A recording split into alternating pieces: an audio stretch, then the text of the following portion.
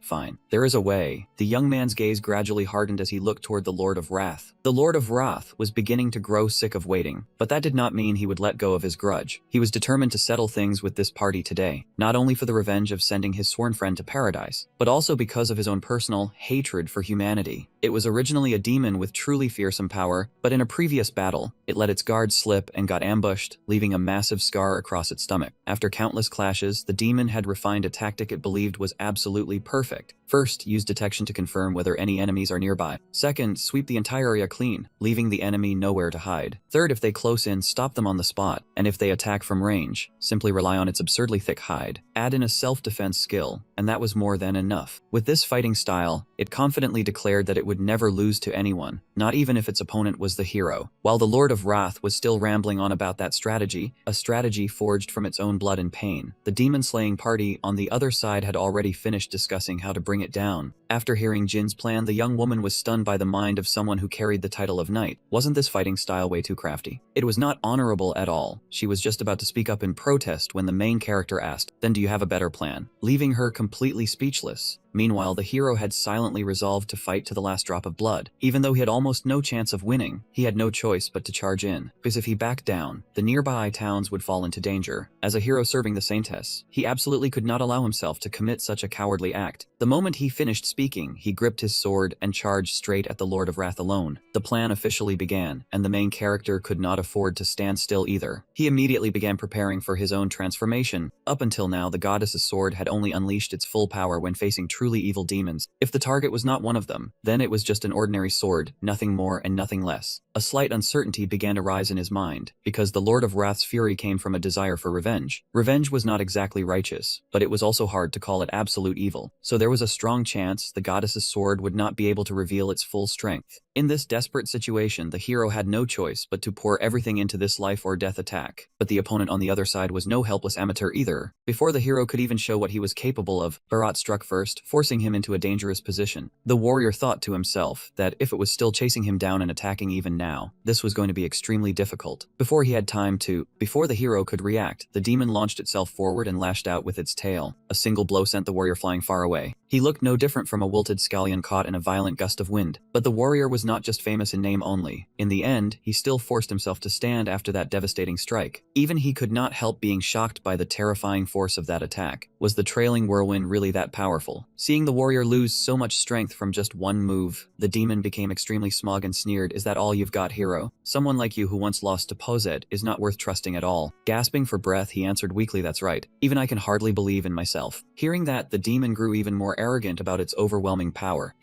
You're about to die, and you can still joke around, or do you want to kneel and beg me to spare your life? Either way. Before Bharat could finish his victorious speech, the warrior shouted with absolute resolve, this much is enough for the battle plan to succeed perfectly. Rewinding to the demon-slaying squad's meeting 5 minutes earlier, the main character began explaining a strategy to burrow underground and defeat the demon Bharat. The hero would rush forward as bait, while he would approach from beneath the ground and aim directly for the scar on its stomach. Since digging would inevitably make some noise and might draw the demon's attention, they absolutely needed bait to distract it. From that direction, he needed 3 minutes, 5 at the longest, to complete the job. After hearing this battle plan, the hero agreed immediately, without the slightest doubt. That decisiveness caught the main character a little off guard, because the hero trusted him completely, without hesitating for even a second. He blurted out, why do you trust me so quickly? What if I tricked you, or lied to you? The hero responded with a friendly smile. That can't happen, because among the hero's specialized skills, there is one called lie detection. The main character chuckled inwardly. Sure, I really am not lying right now, but in a country where that skill does not work, I could totally fool the only hero present here. Who knows, it might come in handy some other time. Back in the present, the moment the warrior finished that sentence, the main character had already succeeded, raising his claws and preparing to attack. With just a few basic carving motions from underground, the synergy between demon muscle power and Manghui's superhuman physique had helped Yang greatly shorten the time needed to carry out his underground tunneling plan. A tunnel was quickly carved out beneath the ground, running from the squad's gathering point to directly under the scar of that wrathful demon, without exposing even the slightest opening. By the time the demon noticed, it was already far too late, no matter how much it was still babbling about some life detection skill. On this side, the main character chose to answer its nagging mouth with action. Do I even need to answer that question? The moment he said it, he had already closed in at an extremely close range. By then, both of his arms had fully transformed into dragon arms, so no matter how thick the demon's hide was, dragon claws had more than enough power to tear it apart. The demon screamed helplessly. No, it could not let him harm it again. It could not die by his hands. Right as the demon was still raging in madness, the main character gathered momentum and drove straight into its scar, punching open a huge hole. Then he slipped right inside, and blood sprayed everywhere. The monster let out a miserable roar the moment Jin stepped inside. After fullying the demon turtle's body, our protagonist could not help but marvel. This really was a brilliant achievement. However, this space was far too vast for him to stroll around and inspect at leisure, so he immediately summoned his swarm of parasites. The tiny parasites instantly spread throughout the demon's body in barely a moment. Then they began sending information back from every part of the monster's body: the heart, the lungs, the blood vessels, and even the brain. These parasites really are convenient, he thought to himself. But among the data they sent back, one piece of information was so bizarre that it made him freeze for a second. It said this was its friend? After thinking it over for a while, he suddenly understood, then burst into an amused laugh. Killing its friend really did make him the ultimate fake brother. Suddenly, a signal stronger than all the others caught our protagonist's attention. It was coming from the abdominal cavity. He walked over, channeled power into his hand, and began digging through the disgusting, slimy layers of flesh and blood. The stench made his disgust obvious. After forcing himself to endure the horrible odor pouring out of the monster's intestines, he dug out a large hole and discovered that inside was an entire lavish buffet. He stared at it happily, his eyes gleaming with hunger. That meant he finally had another chance to unleash his broken gluttony skill. Outside, the demon turtle kept screaming in agony, sweat pouring off it like rain. Tears and snot streamed down its face as it continued to howl in misery. "Spare me. My stomach feels like it is burning alive. I was wrong. Please let me go." The three of them watched the monster in that state, shocked, speechless, and unable to believe what was happening before their eyes. The saintess beside them squeezed her eyes shut, unable to bear watching. The second prince also started trembling when he saw the monster's eyes roll back, tears pouring down its face. It could not even clearly say its final words, "I die for humanity." And just like that, the Lord of Wrath officially logged out of this arena. It crashed down with a thunderous boom, creating an earthquake that shook the entire area, completely unconscious. Its eyes rolled upward for a moment, then exploded. Our protagonist jumped out from there in an unbelievably cool pose, though he also looked a little terrifying with his whole body drenched in reeking blood. The three companions had no idea what else to say. The subjugation party continued its journey once again, but this time they had to ride in a marine carriage, because the horse carriage had been smashed to pieces. Another change was that the atmosphere became tense as a drawn bowstring, while the warrior and the saintess kept sneaking glances at him with less than friendly eyes. He sensed that something felt off too, so he unconsciously asked the prince beside him, "Why does the mood feel so weird today? Did something happen?" The prince seemed a little intimidated and replied, "Well, it is because you look way too scary. I personally do not mind that much, but still." The expression on his face said everything, while Jin still had no idea what the problem was. In his mind, none of that mattered anyway. The most important thing was what he had just eaten. Although this round of spoils was not as valuable as the giant dinosaur, when comparing creatures of the same size, the goblin demon's muscles were still a little superior. As for the skin, when he combined this creature's hide with the dragon hide he already had, his own skin became much thicker and tougher. But not everything was disappointing. On the contrary, he gained even more than that. First came the lungs of the giant dinosaur. Its lungs had transformed into a powerful mass of muscle, because in order to sustain that enormous muscular body, its massive frame needed an incredible amount of oxygen, and the deeper inhaled, the more violently it exhaled. These lungs would make his dragon breath many times more ferocious. Second were the blood vessels. The larger the body, the harder the heart had to work to pump blood through it. Arteries and veins were densely arranged across organs like the heart at evenly spaced intervals. So now, even if his heart was destroyed, his blood could still continue circulating. And the greatest harvest was the thing he had spent all that time digging for. Thanks to eating it, he could now fly. Jin laughed in deep satisfaction. The scene shifts to the demon castle. Around the conference table were still those same demons, except from now on, one chair would have to be removed, since the Lord of Wrath had left the game and returned to dust. Julius, the demon of lust, could not hide his anger now that the only ones left in the end were the four heavenly kings. Neo curled his lips into a faint smirk and replied, "This is the final outcome." Exactly. Julius's voice immediately rang out in agreement. His eyes were now filled with laughter, because everything was unfolding exactly according to the demon king's plan. And with that, the story of the past came to an end. The demons began discussing their next plan. Clearly, the heroes would soon attack the demon king's castle. Before that, they had already destroyed countless villages. Next, they had to wipe the heroes out at the root before they caused even greater damage. Their limited efforts were still enough to deal with the relics of the ancient era, and the heroes would mistakenly believe they had destroyed the demon king's main forces. That would bring the demons no small advantage, and the transaction was already over. Now it was humanity's turn to be exterminated. It promised to be an extremely brutal war. In this war, humanity only needed to cut off the demon king's head to win. In contrast, the demon race had to drive humanity to extinction, or force them to surrender. And the stones blocking their path were the heroes. As long as the heroes still existed, humans would never submit. On top of that, the heroes were the strongest warriors under the goddess's protection. In the end, to claim victory, the demon race had no choice but to annihilate mankind. Instead of letting the hero fall by the demon king's hand, they decided to wipe out humanity even sooner. Julius, the demon of lust, relayed the demon king's words in a voice dripping with cunning and malice. He and his cohorts immediately rose to their feet, clasped their hands, and shouted an oath of absolute loyalty to their emperor, vowing total reverence for the otherworldly ruler they served. Shasha sat in the highest seat, her silhouette completely different from the demons around her, but the image was far too blurred to make out her face. Could Jin and the prince's theory have been right, that there was a third person here from the human world? The group moved forward along the very same road that the creature called Dora had taken after snatching their things earlier. With one glance, Jin could vaguely guess what had happened. It looked like it had been running in a frantic panic. Suddenly, the entire group was surrounded by a horde of monsters. They gripped weapons in their hands, their faces full of open contempt. The whole team quickly drew close together the moment they realized they had been trapped in a ring of enemies. With just a glance, the warrior immediately recognized them as soldiers of the demon race. At the same time, two monsters charged straight at Jin, clearly intent on taking the main character's life. The demon's iron mace slammed directly into his head, sending out a heavy shockwave. The young man did not dodge the attack at all. He simply stood still, casually swung his sword once, and instantly cut down both demonic beasts. Behind him, his teammates knights were also locked in fierce combat with the demonic beasts. The demon that had ambushed him earlier let out a faint groan of pain, with only its full plate armor still intact. Through the gap in the iron helmet, the main character seemed to spot something rather interesting on the demon's body. A scroll slipped out from inside its clothing and landed neatly on its chest. He picked up the scroll and opened it to take a look. After finishing off the demons, the group gathered in a safe spot to examine the scroll together. He recognized it at once. This was a map of the Demon King's kingdom. The warrior rubbed his chin as he studied the map, secretly admiring the demon race's terrain surveying skills. Saibani picked up a branch and pointed at the map, saying there was something extremely important everyone needed to focus on. Every route used by the demonic soldiers led toward the main road and converged at a single point. This white mark had routes connecting it to every battlefield. The young woman judged that this map must have been used to support some kind of supply operation. The warrior immediately stood up. Now that they had the map, everyone should hurry out and eliminate the Demon King. But Saibani quickly stopped him. Saibani frowned, sinking into thought. He pointed to a spot that looked extremely suspicious, a village deep in the mountain range that seemed to have no value at all. It held no strategic meaning, did not lead directly to the main route, and was even the dead end of the entire road. The young woman wondered if that meant it was a key military camp for the Demon's army. Saibani suggested that the group should go there and investigate. The warrior's instincts also told him that this place had to be an extremely important point. He declared that if it really was important, they might be able to halt the Demon King's army's advance. 1 week later, the group finally reached Suspicious Village. Saibani stepped forward and observed several columns of thick black smoke rising into the sky. This was the place, he confirmed. Looking down from the cliff, they saw that the village did not have a particularly large population, or at the very least, life here was not lively or bustling. Everyone was focused solely on some kind of task. They followed the direction of the smoke columns to observe more closely. The women were bent over, diligently assembling weapons. The children were shoveling coal and pouring it into the furnaces nonstop. The burly men, including Giulio Aventura, continued hauling raw materials back into the village. Just as Giovanni had predicted, the entire village was producing weapons. When the warrior saw how these soldiers of the Demon King were living, the fiery resolve he had felt earlier suddenly faded, leaving his face blank and shaken. Saibani drew his sword. What was there to hesitate about? They had come to this village for one purpose, and that was to wipe it off the map. The warrior angrily grabbed Saibani by the shoulder to stop him, asking if he really intended to slaughter even innocent villagers. Saibani turned and answered coldly, saying no one here was innocent. For a moment, the warrior did not understand what he meant. Saibani explained that everyone in the village was involved in the weapons production line. Therefore, every single one of them was a weapons maker for the enemy. The warrior shouted in rage, asking what the hell Saibani was even thinking. The warrior's old wound suddenly flared up again, draining the color from his face. He collapsed to one knee. Saibani showed no concern and continued, asking if the warrior had completely forgotten the rules of a hero. He said he would ask only 2 questions. Saibani turned back to look at the warrior kneeling on the ground. Was killing the people of this village an evil act or not? The warrior lifted his head and answered quietly. Taking lives could never be called a good thing. Saibani asked again. Then was infiltrating the enemy rear, destroying their weapons and eliminating their blacksmiths the right thing to do? The warrior immediately affirmed that it was, because cutting off their supply line would reduce casualties among their own forces on the battlefield. Only then did he suddenly realize it. A hero must always do what is righteous and just. Jin could not wait any longer. He stepped forward, saying that arguing was just a waste of time, and he wanted to move ahead first. The warrior watched his comrades continue forward, while his heart remained heavy with doubt. Whether striking down the Union people here was right or wrong, Jin honestly had no idea how he was supposed to handle it. A moment later, fresh blood splattered across Jin's iron helmet. He spoke up and asked, "Was that the last one?" Jin yanked off his iron helmet in frustration and said he would handle this on his own. The young man slowly turned his head and looked behind him. The warrior declared that he would personally face the Yuan enemies launching the attack. The saintess broke down after seeing young demons lose their lives, while Hippanic hurried to comfort her. He silently thought this whole lineup was nothing but a bunch of dead weight. Hippanic stepped forward and picked up the gun lying on the ground. He examined it carefully, wondering if they were truly manufacturing weapons like this. Hippanic closely inspected the 7.92 mm Mauser round, then sighed in disbelief, wondering who could be cruel enough to create something like this. Hippanic called out to Jin and asked what the hell was going on. Jin wiped the blood from his face and answered bluntly, saying it meant the Demon King had already done this 3 times. Hippanic laughed and said that was exactly right. The warrior stared in shock and asked if he had known everything all along. Hippanic stated his thoughts plainly, saying the Demon King's kingdom had dragged the Yuan people into the war. Hypanic explained that as long as the Yuyan were given a basic lesson on how to use guns, they met the minimum standard to become soldiers. This had to be how that demon king lured them into the war, by creating firearms like these. The warrior clenched his fists, so furious he could hardly believe what he was hearing. Burning with rage, he turned away and marched toward the village with heavy steps. Hypanic also did not forget to acknowledge the effort Jin had put in. Hypanic suddenly handed him a map and said Jin deserved a vacation. When he opened it, the operation zone had already been marked on the map by Hypanic, who even told him to go eat to his heart's content. Jin smirked. This was work, not a vacation, but it was not bad either. It made checking things out much more convenient. Suddenly, from behind the village, the warrior's heart-rending scream rang out. Hypanic gave him a look, as if everything had gone exactly according to plan. Near the edge of the forest, tremendous impacts shook the ground, while Giulio Ventura kept appearing again and again amid cries of agony. The warrior cried as he forced his fist to clench tighter. He was in unbearable pain, with no idea what he should do now. In the port city of Suishifei, within the Demon King's kingdom, the boy Maidan, a half-breed born of human and demon blood, was struggling to carry one heavy crate after another. Maidan was rather small, so both his speed and strength lagged behind everyone around him. Even though he was already exhausted, people kept urging him to move faster. The employer tossed a pouch of coins onto the table, his reward for moving 20 sacks of gunpowder and 10 crates of coal. Maidan bowed deeply in delight and thanked him. Maidan held the coin pouch and did the math in his head. This money could cover food for him and his little sister, the rent, and basic necessities, with the rest set aside as savings. He had just been paid, yet only one coin would be left. Maidan let out a weary sigh. He sighed, wondering when this day-after-day life would ever come to an end, but then he forced a smile and let it pass. No matter how hard things were, he still had to keep going for Maidan, while the little sister behind him innocently called out, "Big brother, this tastes weird. Try some." He smiled and lied, saying he had eaten plenty on the way home. He told the little girl to finish her own portion, and the child beamed brightly when she heard it. In the blink of an eye, Maidan was rushing back to the port for work again. Suddenly, he felt that today's sacks were much lighter than yesterday's. That meant he had grown stronger. He grew excited. Right now, he was only a porter at the docks, but one day he would become a member of the 7th Demon General Army. Filled with hope, he pictured the future. When that day came, the name Maidan would be known far and wide. On Jin's side, the auxiliary brain was an organ theorized to exist inside dinosaurs. Because nerve impulses would take a great deal of time to travel through such an enormous body. To support movement in the body from the waist down, some scholars believed they had a secondary brain at the waist. That was the auxiliary brain, and by digging deep into the body, cutting it open from the torso, Jin was able to find the auxiliary brain inside a sluggish dinosaur. To recreate the brains of other creatures, he had to simulate their entire nervous systems as well, the part of the body that only that creature could use immediately. Without any training, he thought to himself. But he ran into a problem. Even now, he still did not dare use that kind of brain, because it could put the host body in danger. Still, he thought further. If he could master it, there would be no need to fear the risks, and he could even make use of other creatures' brains. In other words, Jin began transforming his body. A pair of massive wings burst out, and he was finally able to fly. Once the thought struck him, Jin, in dragon form, immediately beat his wings and soared above the city of Suojevit. He observed and felt it out. Aside from the brain, his entire body could transform however he wanted. Even more remarkable, the mucus-coated skin of the lizard folk was perfectly compatible with dragon hide, and that mucus could even be replaced by the mysterious slime. Jin knew exactly what that slime could do. It would make his dinosaur lungs and bloodline even stronger. Combined with the dwarf race's regenerative bloodline, his muscles would swell with power no less terrifying than a giant demon's. The protagonist thought to himself that he was about to become the strongest creature alive. He lifted his head and let out a roar that shook heaven and earth. The young man's huge savage body shot across the sky above Port City. Little Maidan looked up in terror. Behind him, he had already unleashed massive tongues of flame, aiming straight at the gunpowder piled on the ships and setting it ablaze. The moment Maidan looked up, he realized there was a dragon right over his head. A whole line of weapon transport ships exploded in an instant. Maidan spun around in panic to look at his people. He stood there in a daze with nothing but a sea of fire before his eyes. Meanwhile, the crowd around him began scattering in every direction, screaming that a dragon was attacking. One merfolk man trembled in fear, unable to believe what was happening right in front of him. He had only just turned his head, not even managing to take a step, before the young man breathed fire and burned away more than half his body. The young man threw his neck back and swallowed the unlucky merfolk whole. Only then did Dan panic and throw away all his goods, running for his life as fast as his legs could carry him. Even in his panic, he did not forget his little sibling, little Maidan, and immediately rushed back to the inn, planning to carry them away and escape. As he ran close to the place, he was still secretly relieved that the inn was nearby. Maidan truly believed he would make it in time to save them. After all, he had chosen a room right next to his workplace in case anything went wrong. But the moment that thought crossed his mind, Jin stomped directly onto the tiny inn and crushed it to pieces. A massive shockwave erupted, forcing Dan to raise his hand and shield his face. He cracked his eyes open and looked ahead. All that remained before him was a desolate pile of ruins. With one movement from the dragon, the smoke and dust quickly scattered.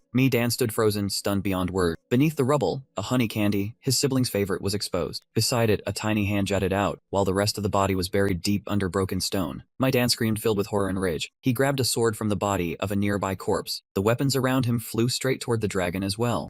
Dan roared in hatred, cursing that damn dragon. Risking his life, he charged forward and poured all his strength into thrusting the sword straight into Jin's leg. The blade struck the dragon's scales like a fragile dry twig and shattered instantly. Dan himself was blasted backward by the impact. The scene was now horrifyingly desolate. In dragon form, he stood towering amid the sea of flames, then spat in contempt at little Dan's naive and useless effort. The reason this young man had come here was that the map Panic gave him clearly marked the production sites and warehouses for military supplies. He figured the goal was probably to weaken the Demon King's entire army, though Giulio Ventura did not care much about that. But thanks to it, those struggling children had at least been able to get something to eat. The protagonist suddenly remembered the merfolk from earlier. He had not expected that man's ability to be so formidable. For a moment he hesitated, wondering whether he should keep doing what he usually did. In the end, Jin decided to drown the entire city in a deadly sea of fire. 10 hours later, the port town of Sotakvit was officially sealed off. Julius asked whether everyone had heard what happened in Sotak. Furious, he clenched his fist, because that incident had caused a severe shortage in his side's military supplies and dealt them heavy losses. He continued, saying he had heard rumors that it was caused by a dragon, then turned to the girl beside him and asked for her opinion. "What do you think, Nate?" Nate spoke up as one of the dragon race's own kind. She believed this was impossible, because from dusk until dawn was only about 9 hours. In that case, the dragon would have needed to breathe fire at least 50 times. Unless it was from the legendary ancient dragon bloodline, there was no way it could have pulled that off. Bassanio de Zayat frowned. "So that ancient dragon is right here?" Nate immediately felt insulted. "What exactly are you implying?" She slammed her hand hard on the table and shouted angrily. "Are you daring to doubt a divine being?" Bassanio de Zayat raised his glass of blood wine. "That dragon does exist, but we also cannot rule out the possibility of another ancient dragon." Zickman spoke up and declared that none of that mattered anymore. What mattered now was the plan to deal with Jin. Julius nodded in agreement, then asked for the opinions of the other council members. Zickman continued. "The rumors about Sotak Vit have spread across the Demon King's realm overnight, and that dragon has become a terror to all people. If the 7 great demon generals step in to ease this fear, the morale of the entire Demon King's realm will rise dramatically." Julius gave a cold smile. "So there really is something going on." Nate angrily spread her wings and declared, "I am leaving." She decided that even if the creature charging in really was a dragon, she would make it taste the difference in rank between them. Jin, the man the Daemonkin now feared under the name Sotak Vit, had flattened one key Demon King stronghold after another, cut down countless enemies, and absorbed all kinds of otherworldly powers. Among them, the raid on that town just now was the greatest victory since the hero party reunited. Fish Demonkin, Insect Demonkin, and many other races were wiped out one after another. But no matter how many more abilities the protagonist devoured, it still was not enough. Even the most adaptable species